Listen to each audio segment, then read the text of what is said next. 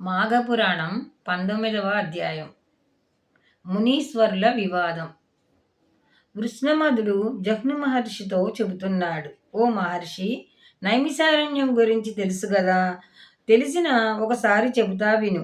పూర్వకాలంలో మునీశ్వర్లు, ఋషీశ్వర్లు కలికాలం వస్తుంది, కలిపురుషుడి వల్ల ఏ అనార్థాలు రాకుండా ఉండాలంటే, తమ యజ్ఞ యాగాది క్రతువులు సజావుగా జరగాలంటే ఏదైనా ఒక మంచి ప్రదేశం, రక్షణ గల ప్రదేశము కావాలి అని భావించిన వారై శ్రీ మహావిష్ణువు దగ్గరికి పోయి ఆయన్ను ప్రార్థించారు. అప్పుడు విష్ణువు తన చేతిలోని చక్రాన్ని భూమి మీదకు విసిరి, ఆ చక్రం యొక్క నేమి పడిన చోట మీకు రక్షణగా ఉంటుంది, వెళ్ళండి అని చెప్పాడు. ఆ చక్రం యొక్క నేమి ఎక్కడైతే పడిందో అదే నైమిషము. అదంతా అరణ్యం ప్రదేశం కాబట్టి నైమిసారణ్యం అనబడింది. అక్కడ మునీశ్వర్లు, ఋషీశ్వర్లు అందరూ యజ్ఞ యాగాది క్రతువులు నిర్వహిస్తూ కాలక్షేపం చేస్తున్నారు. నైమిసారణ్యంలోని మునీశ్వర్లందరూ జ్ఞాన వైరాగ్యాలు కలవారు, ఇంద్రియ నిగ్రహం ఉన్నవారు, ఆత్మజ్ఞానం కలవారు, అందరూ గొప్పవారే, అందరూ మహానుభావులే. అయితే ఒక రోజున వారిలో వారికి తగవు ఏర్పడింది. నేను గొప్ప అంటే నేను గొప్ప అనుకున్నారు. ఇంతలో భృగు మహర్షి లేచి, నేను యోగీశ్వరుణ్ణి, తపశ్శాలిని, కాబట్టి నన్ను మించిన వారు లేరు అన్నాడు. గౌతమ మహర్షి అందరిలోకి నేను పెద్దవాడిని, నేను ఒక బ్రహ్మకల్పం పాటు తపస్సు చేశాను అన్నాడు. లోమిసుడు లోకంలో గురువులందరికీ నేనే గురువు అన్నాడు. వేదాంగాలు శాస్త్రాలు చదివాను కాబట్టి నేనే గొప్పవాడు అన్నాడు గార్గేయుడు. సత్కర్మలు ఆచరిస్తాను, అది కూడా చేయవలసిన సమయంలో కర్మలు చేస్తాను కాబట్టి నేనే గొప్పవాడిని అన్నాడు మాండవ్యుడు. పులస్త్యుడు, నేను వేద శాస్త్రాలన్నీ అవపోసన పట్టాను, పైపెచ్చు ఆత్మజ్ఞాని కాబట్టి అందరిలోకి నేనే గొప్పవాడిని అన్నాడు. సౌనకుడు లేచి, ఆత్మజ్ఞానులలో నాకన్నా ఉత్తముడు లేడు అన్నాడు. ఈ మునీశ్వర్లలో నేను గొప్ప అంటే నేను గొప్ప అని వాదించుకుంటున్నారు. వాదన ముద్రి తగాదాగా మారింది. ఒకరినొకరు తిట్టుకుంటున్నారు, పైపెచ్చు కొట్టుకుంటున్నారు. ప్రశాంతకు చిహ్నమైన నైమిసారణ్యము రణరంగంగా మారిపోయింది. అక్కడ అందరూ పెద్దలే, చెప్పేవారు లేరు, వినేవారు లేరు. అందరూ నేనే గొప్ప అంటే నేనే గొప్ప అని వాదులాడుకుంటున్న సమయంలో నారదుడు వచ్చాడు.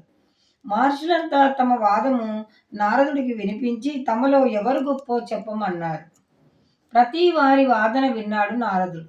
దీని ప్రకారం నువ్వు చెప్పిన ప్రకారం నీవే గొప్ప అన్నాడు. ఈ మాట ప్రతి మహర్షికి చెప్పాడు. నారదుడు చెప్పిన ప్రకారం అక్కడ ఉన్న ప్రతి మహర్షి గొప్పవాడే. మరి వాళ్లలో ఎవరు గొప్ప? ఈ విషయం తేలాలి గదా. తగాదా మొదట్లోనే ఉంది. నారదుడు అక్కడి నుండి బయలుదేరి వైకుంఠానికి చేరాడు. నారాయణుడికి నమస్కరించాడు. నైమిసారణ్యంలో జరుగుతున్న విషయాన్ని పూసగుచ్చినట్లు వివరించాడు. విన్నాడు ఆదిదేవుడు. అప్పుడు నారదుడితో, నారద, నైమిసారణ్యంలో ఉన్న వారంతా మహాజ్ఞానులై ఉండి కూడా అజ్ఞానులలాగా నేనే గొప్ప అంటే నేనే గొప్ప అనుకుంటున్నారు. ఇది చాలా బాధపడవలసిన విషయం. ఈ తగవు నువ్వు కేవలం ఉపాయంతోనే పరిష్కరించాలి. అందుకు గాను అక్కడికి చిరంజీవి అయిన మార్కండేయుణ్ణి పంపుతాను. ఆయన వెనక సనక సనందాది సిద్ధులు వెళతారు. నువ్వు కూడా వెళ్ళు. ఏం జరుగుతుందో చాలా జాగ్రత్తగా అవలోకించి అని మార్కండేయుణ్ణి పిలిచి నైమిసారణ్యం వెళ్ళమన్నాడు. మృకుండుని కుమారుడు మార్కండేయుడు ఈశ్వరుని వరప్రసాది. పుట్టినప్పటి నుండి కేవలం 14 సంవత్సరాలే ఆయువు. నారదుడి సలహా మీద ఈశ్వరుని గురించి తపస్సు చేసి చిరంజీవి అయినాడు. విష్ణుమాయను పూర్తిగా దర్శించినాడు.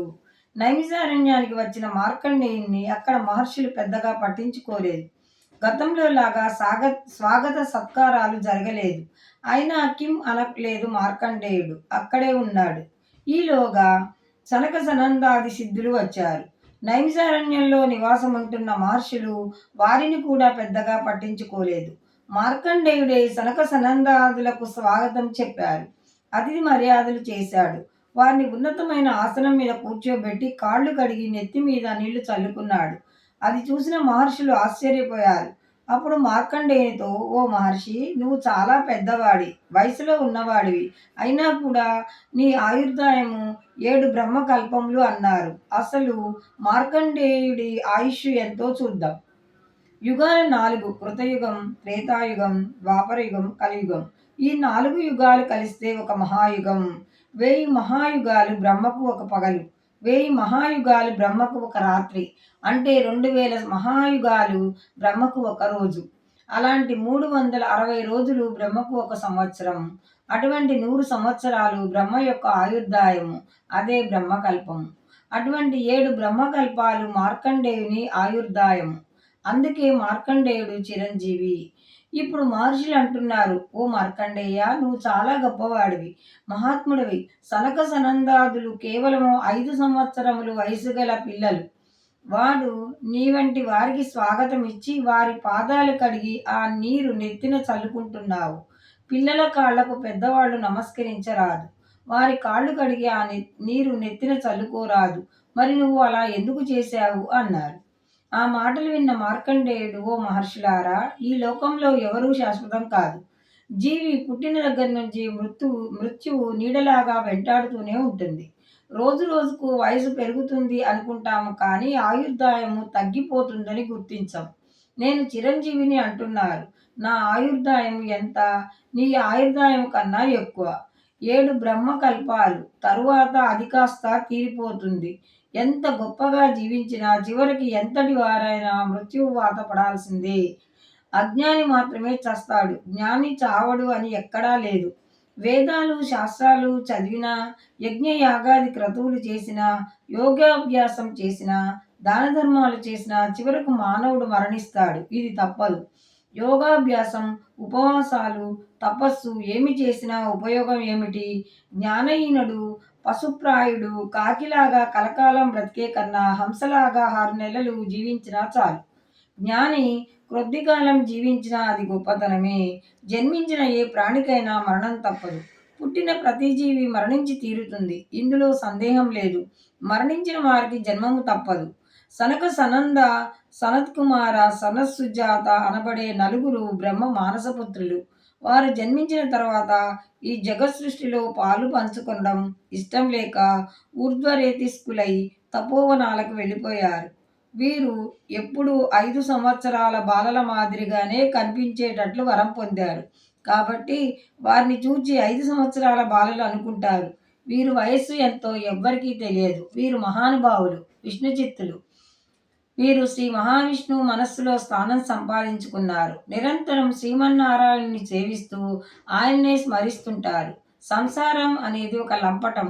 అందులో పడినవాడు గానుగకు కట్టిన ఎద్దులాగా అలా తిరుగుతూ ఉంటాడు. దానికి అంతం ఉండదు. అందుకే వీరు సంసారాన్ని వదిలి శ్రీ మహావిష్ణువుని సేవిస్తున్నారు. బాలురుగా కనిపించిన వీరు వృద్ధులే. నాకన్నను కూడా గొప్పవారే.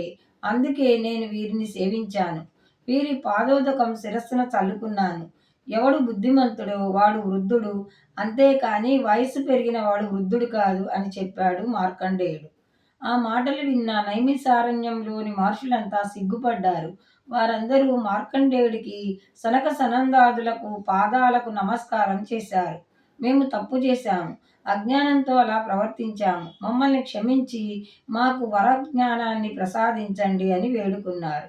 మార్కండేయుడు వైకుంఠానికి పోయి జరిగిన విషయమంతా విష్ణువుకు తెలియజేశాడు. రాబోయే కాలంలో వ్యాసునిగా జన్మించి వేద విభజన చేసి వేదాలలో ఉన్న ధర్మాలను అందరికీ అందించే ఉద్దేశంతో అష్టాదశ పురాణాలు వ్రాసి తన శిష్యుల ద్వారా వేదాలు, పురాణాలు నైమిసారణ్యంలో తపస్సు చేసుకుంటున్న మహర్షులకు బోధించి జ్ఞానోదయం కలిగిస్తాడు అని చెప్పాడు శ్రీహరి. భూలోకంలోని మానవులకు కూడా జడత్వము, అలసత్వములను వదిలి నిరంతరం విష్ణు సేవలో స్మరిస్తారు అని జఘ్ను మహర్షికి చెప్పాడు దృష్ణమాదుడు. 19వ అధ్యాయం సమాప్తం.